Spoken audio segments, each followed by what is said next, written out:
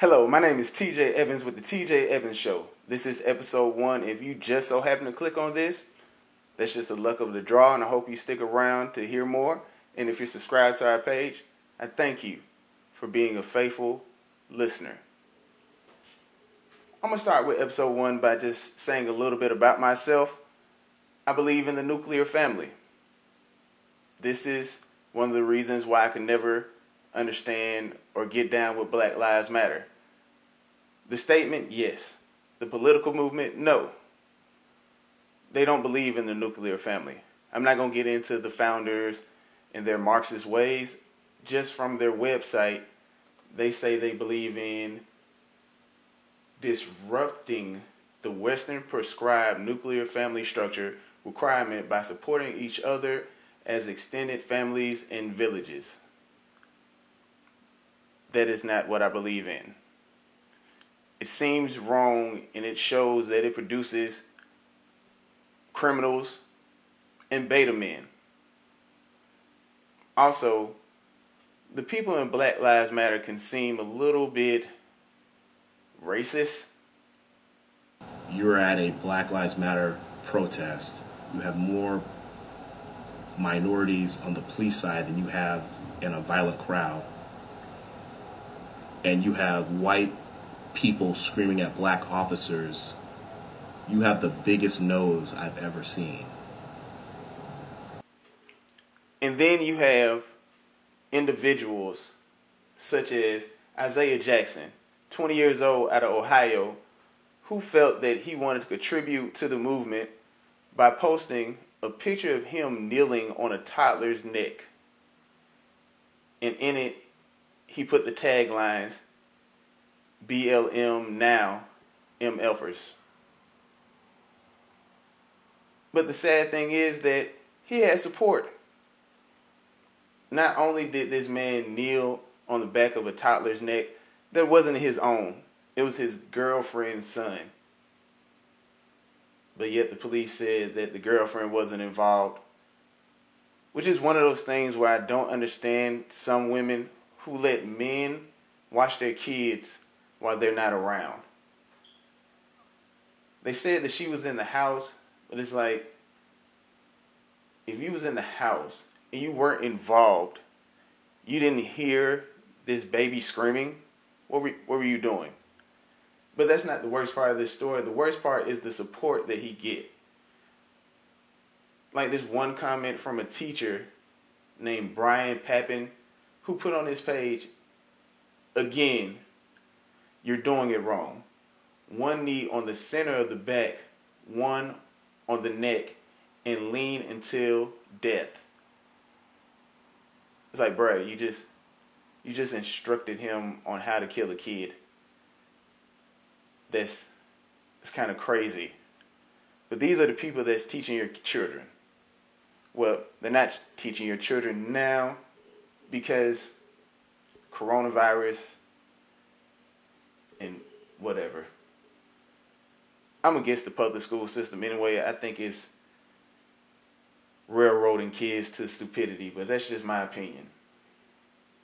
But a feel-good story that I appreciated came out of New York, where this young man, 6 years old, really wants to be a police officer. And I take my hat off to his parents for not instilling fear of police officers in their child. Just me personally, I don't think you should teach your kids to be afraid of police officers. You should teach them how to conduct themselves around officers, but not to fear them. But this young man really wants to be a police officer. His name is Jace. He's 6 years old. And on his birthday, his parents surprised him with this.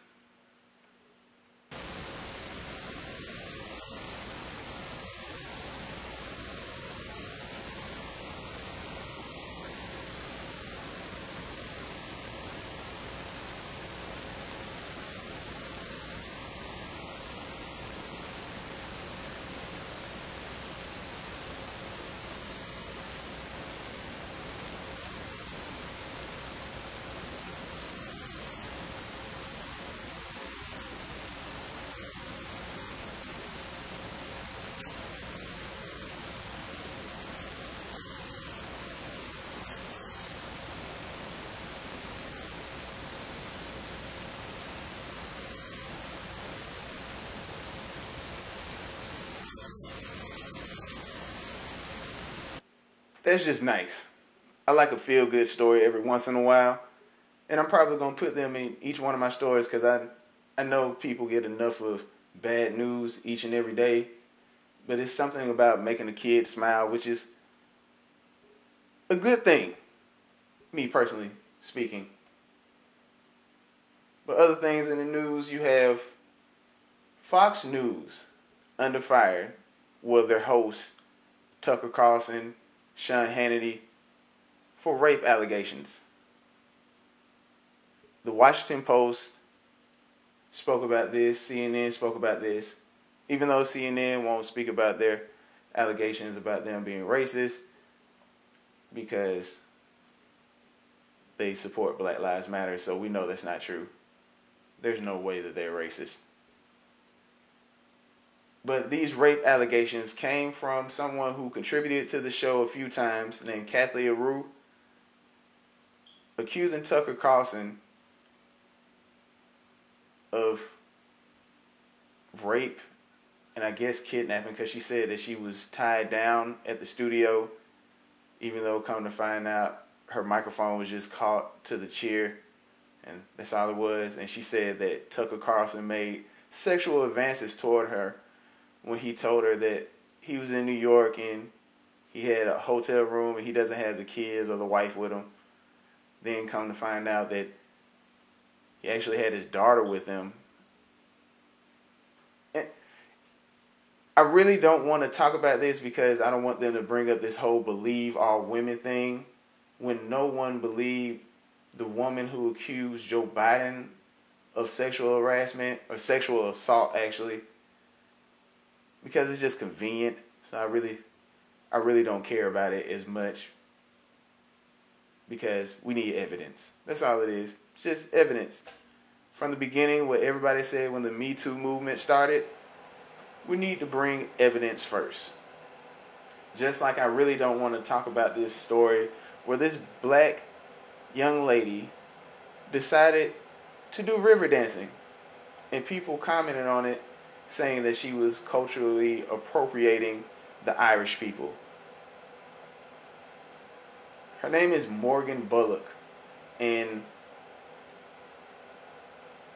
she just loves to do this. People saying that I shouldn't be Irish dancing because I'm black and I don't look like most Irish dancers. But I saw it for the first time at a recital and it was just the coolest thing ever to me.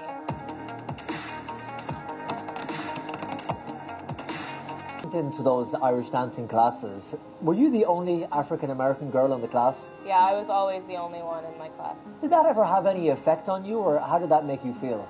I mean, obviously it's hard to miss someone who's actually their face matches their legs at the competitions because there's like the tanner There's a lot of tan. Yeah, a lot of tanner, but it's hard to miss someone who's African American. I don't think I ever considered it an issue. It was definitely something that I took note of, but I had grown up in a predominantly white area, so it wasn't something that I was uncomfortable about. After going viral with her Irish dancing, the reaction was overwhelmingly positive, but there were a few who thought that what she was doing was inappropriate. The negative comments that people were leaving under the video, what were people saying? Just early on, like shortly after posting it, some people were saying that what I was doing was cultural appropriation just because I don't look like what you would typically picture an Irish dancer to look like. But, I mean... So were they saying because you weren't Irish and because you were not white that you shouldn't be performing Irish dancing? Yeah, basically that's what they were saying. You were misappropriating the Irish dancing culture. I mean, my understanding of the term is that it means when you're taking something from another culture, claiming it as your own without recognizing where it comes from, and that's couldn't be further from what I'm doing. Like, it's important for people to recognize that there's a difference between appropriation and appreciation. I think people use the term appropriation without knowing what it really means. Well, personally, I believe her. I mean, if it's something that she's been doing for years, I don't see any way that she is culturally appropriating. She's appreciating the culture. Also, she's bringing more of an audience to the culture. I never watched a river dancing video. She made it interesting. And then she had a popular song playing in the background by Meg Thee Stallion. So I'm pretty sure that a lot more people know about the art form of river dancing. It seems to me that the cultural appropriating thing, just like the Me Too movement, just like pretty much everything that the left does, goes way too far. As always. As always. Give them an inch, they take a mile. Sometimes you just have to sit back and tell people what you're saying is stupid. Speaking of Joe Biden, he had this to say in an interview, saying that Donald Trump was the first racist president elected. President Trump has done in going his spreading of racism, the way he deals with people based on the color of their skin, their national origin, where they're from, is absolutely sickening. No sitting president has ever done this. Never, never, never. No Republican president has done this. No Democratic president. We've had racists, and they've existed, they've tried to get elected president. He's the first one that has. And the way he pits people against one another is all designed to divide the country, divide people, not put them together. And look what he's doing now. He's blaming everything on China. Oh, really? Well, that's great to hear, because that means that the protests can finally be over and they can stop knocking over statues of people like George Washington and Thomas Jefferson, even Frederick Douglass. Everybody can go home. Joe Biden said that Donald Trump is the first official racist president. Stupid. Never misses an opportunity to call him racist. And also in this interview, he still had the time to praise China. I'm really scared if he becomes president, he's just going to sell America to China. Like, hands down, he's just going to write the check. Stupid. And let's talk about this coronavirus now. It's still going on. People are fearing the next wave, ready to shut down the government again, shut down businesses, shut down the economy, make people go hungry, lose their jobs, rely on the government, pretty much bringing in socialism. Well, while all this is going on, we're hearing stories where in Taiwan, they're actually handling the coronavirus, COVID-19, the Chinese flu, better than anyone else. And it's kind of funny because they're the same people who pretty much threw up the red flag saying that China has this disease and there's human to human contact on it. Like, it could be transferred from person to person pretty much. And they didn't want to believe them. As a matter of fact, the World Health Organization hung up on them. I thought it was kind of crazy because I was like, how do you hang up on the country? But they hung up on the whole country. Now, this may or may not be because of the simple fact that some Chinese government officials and some people in the World Health Organization, they're married. That may or may not be a problem. I don't know. I don't know. And a lot of the videos going against what the World Health Organization and what the Chinese government is putting out as propaganda, they're getting pulled off of sites like YouTube, Google, Twitter. It's a little crazy. And then the craziest thing, too, is that people are actually glorifying, in the news media, people are glorifying the simple fact that China is doing a good job when they're not. They're pushing this narrative. And it's getting scary because China is able to do whatever they want to. They shut down the protesters that wanted a free, independent Hong Kong. And now they're pretty much arresting dissidents. There is video of them shaving people's heads and getting ready to load them onto trains. And when interviewed about this on the BBC, the Chinese ambassador was ridiculous. This is not the first time you show me. I still remember last year you showed me what is happening in Xinjiang. In Xinjiang, exactly. But let me tell you this.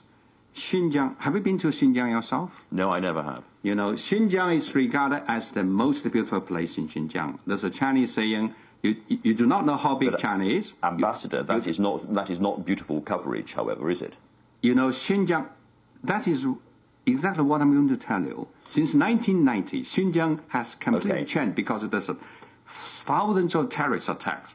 Well, People cannot... That was 10 years ago. Can I ask you why people are kneeling, blindfolded and shaven and being led to trains in modern China? Why? What is going on there? I do not know where you get this videotape. You know, sometimes you have a transfer of prisons and prisoners, you know, in any country. But just what is happening here, Ambassador? I do not know where did you get these video clips. These have been going around the world. How could this happen in the real world today? Honestly, that video looked like a movie. It looked like V for Vendetta. Like, these people are being loaded onto trains, and then the Chinese ambassador is asking, where did you get this video from? I hope they never tell him, because Lord knows they're going to get rid of that individual.